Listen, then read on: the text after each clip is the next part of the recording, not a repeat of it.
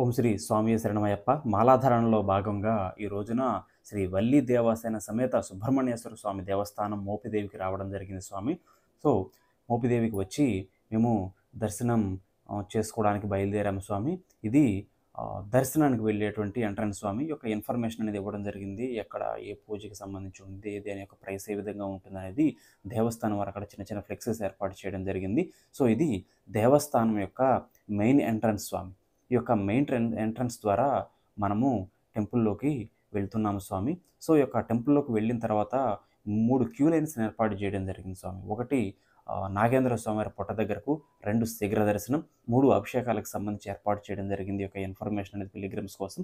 So, ముందుగా మనము స్వామివారి పుట్ట దగ్గరకు వెళ్ళి పూజ చేసుకొని, ఆ తర్వాత శ్రీ వల్లి దేవసేన సమేత శ్రీ సుబ్రహ్మణ్యేశ్వర స్వామిని మనం దర్శనం చేసుకోవాల్సి ఉంటుంది. ఇప్పుడు నాగేంద్ర స్వామివారి పుట్ట దగ్గర మనము ఉన్నాము స్వామి.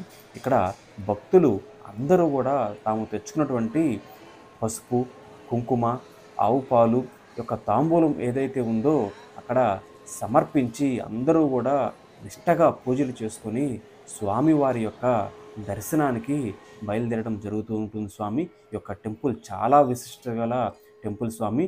ఓం శరవణ భవ.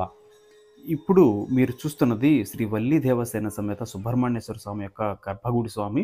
సో, దాని ముందు సుబ్రహ్మణ్యేశ్వర స్వామి యొక్క ప్రతిమ మనకిక్కడ ఏర్పాటు చేయడం జరిగింది. అందరూ భక్తులు కూడా అక్కడ పూజలు చేసుకొని దండం పెట్టుకొని వెళ్ళడం జరుగుతూ ఉంటుంది స్వామి. సో, ఇది సుబ్రహ్మణ్యేశ్వర స్వామి యొక్క నిజరూప దర్శనం స్వామి. అందరూ దర్శనం చేసుకొని ధరించండి. ఖచ్చితంగా ఒక్కసారైనా ఈ యొక్క దేవస్థానానికి సందర్శించాలని కోరుతున్నాం స్వామి. కార్తీక మాసం, అందులోనూ ఆదివారం అవ్వడం వల్ల ఈ రోజున భక్తుల యొక్క తాకిడి చాలా ఎక్కువగా ఉంది స్వామి. గుడి మొత్తము కూడా భక్తులతో నిండిపోయడం జరిగింది. మాకు కూడా దర్శనానికి చాలా టైం పట్టింది. ఇప్పుడు మీరు చూస్తున్నటువంటిది గుడి లోపల ఉన్నటువంటి విజువల్ స్వామి. గుడి లోపల చాలా బాగుంటుంది స్వామి. అలంకరణ యొక్క డిజైన్స్ కానీ, కలర్స్ కానీ చాలా బాగా ఏర్పాటు జరిగింది స్వామి. గుడి మొత్తము కూడా ఆ సుబ్రహ్మణ్యేశ్వర స్వామి యొక్క నామస్మరణతో మారుమరుగిపోతుంది స్వామి. మా యొక్క దర్శనం అయిపోయింది స్వామి. ఇప్పుడు బయటకు వెళ్తున్నాము. బయట మనకి నాగమల్లి వృక్షము, అన్నప్రసాదము, దీపారాధన మండపము, కొబ్బరికాయలు కొట్టు ప్రదేశం అని చెప్పి ఒకటి ఏర్పాటు చేయడం జరిగింది స్వామి.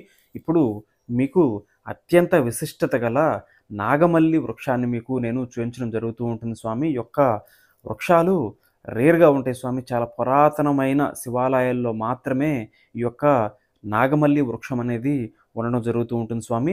ఇప్పుడు చూడండి, మీరు యొక్క చూస్తున్నటువంటి చెట్టు నాగమల్లి వృక్షం స్వామి. చాలా ఫేమస్ గల చెట్టు చెప్పుకున్నాం కదా. బాగా పురాతన శివాలయాల్లో మాత్రమే ఇవి ఉండడం జరుగుతూ ఉంటుంది స్వామి. నేను ఈ యొక్క చెట్టుని ఇక్కడ ఒక చోట చూశాను. అదేవిధంగా బాపట్లలో ఉన్నటువంటి శివాలయంలో కూడా ఇటువంటి నాగమల్లి వృక్షాన్ని నేను చూడడం జరిగింది స్వామి. ఈ యొక్క చెట్టు కింద నాగదేవత యొక్క, నాగేంద్ర స్వామి యొక్క ప్రతిమలు ఉండడం జరుగుతూ ఉంటుంది స్వామి. అక్కడ ఏవైతే కోరికలు ఉన్నాయో భక్తులకు ఆ యొక్క కోరికలు తీర్చమని చెప్పి ఆ యొక్క నాగేంద్ర స్వామికి, ఆ యొక్క సుబ్రహ్మణ్యేశ్వర స్వామికి ఇటువంటి ఎర్రటి గుడ్డతో కట్టినటువంటి కొబ్బరికాయలు కానీ, ఊయలలు కానీ, సో ఏదైతే కోరికలు ఉంటాయో వాటికి సంబంధించిన వస్తువులను అక్కడ ఆ యొక్క నాగేంద్ర స్వామికి కట్టడం జరుగుతూ ఉంటుంది స్వామి. ఓం శ్రీ సుబ్రహ్మణ్యేశ్వర స్వామి నమః.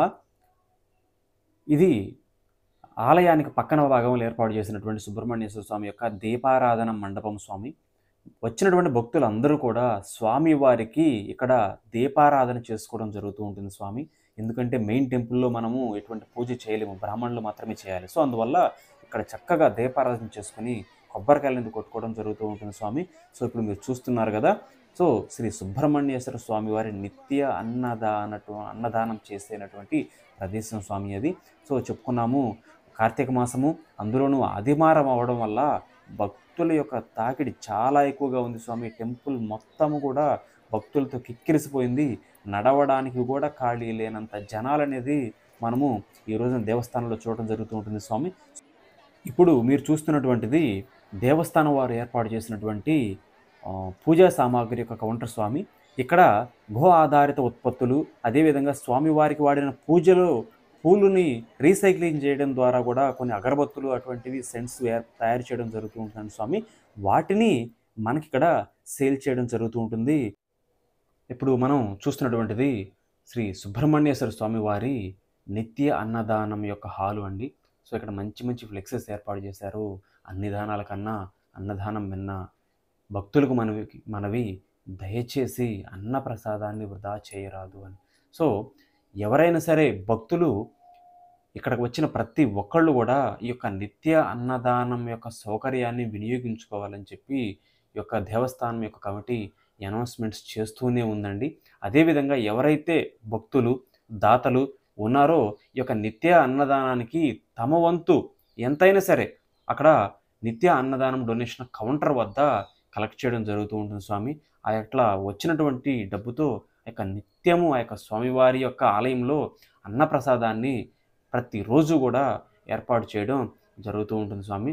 సో భక్తులు చాలామంది మనకి దూర ప్రాంతాల నుంచి కూడా భక్తులు వస్తూ ఉంటారు కాబట్టి అటువంటి వారికి ఈ యొక్క అన్నదానం అనేది చాలా ఉపయోగకరంగా ఉంటుంది స్వామి. సో ఈ యొక్క దేవస్థానం హాలు అంటే ఈ యొక్క అన్న సంతర్పణ హాలులో మనకి ఒక మంచి ఫ్లెక్సీ ఒకటి ఏర్పాటు చేయడం జరిగింది స్వామి. అది నేను గమనించాను. మహారాజ పోషకులు అని చెప్పి ఒక భక్తుని యొక్క పేరు రాయడం జరిగింది. అక్కడ 10 లక్షల రూపాయలు వాళ్ళు నిత్య అన్నదానానికి దేవస్థానానికి డొనేట్ చేయడం జరిగిందంట స్వామి. వచ్చినటువంటి భక్తులు అందరికీ కూడా చాలా చక్కగా అరిటాకు భోజనం అనేది ఇక్కడ ప్రొవైడ్ చేయడం జరుగుతూ ఉంటుంది స్వామి. మన ఇంట్లో కూడా దొరకదు, బయట కూడా దొరకదు. ఇటువంటి అరిటాకు భోజనం అనేది దేవస్థానంలో చేయడం అనేది చాలా అదృష్టంగా భావించాలి. అది కూడా స్వామివారి యొక్క అన్నప్రసాదం అనేది స్వీకరించడం చాలా అదృష్టం స్వామి. అన్నప్రసాదం తీసుకున్న తర్వాత గృహ ఆధారిత ఉత్పత్తులు ఎవరైనా కొనుక్కోవాలి అనుకుంటే అక్కడ ఒక కౌంటర్ ఏర్పాటు చేశారు స్వామి. దాంట్లో ఆర్గానిక్ పూజా సామాగ్రిని అక్కడ సేల్ చేయడం జరుగుతూ ఉంటుంది. ఆ తర్వాత మనము ప్రసాదం కౌంటర్ల ద్వారా ప్రసాదాన్ని స్వీకరించి ఆ తర్వాత మనకు గమ్యస్థానాలకి మనము చేరుకోవడం జరుగుతూ ఉంటుంది స్వామి. ఓం శ్రీ సుబ్రహ్మణ్యేశ్వర స్వామి నమః. స్వామి శరణం, స్వామి శరణం, స్వామియే శరణం.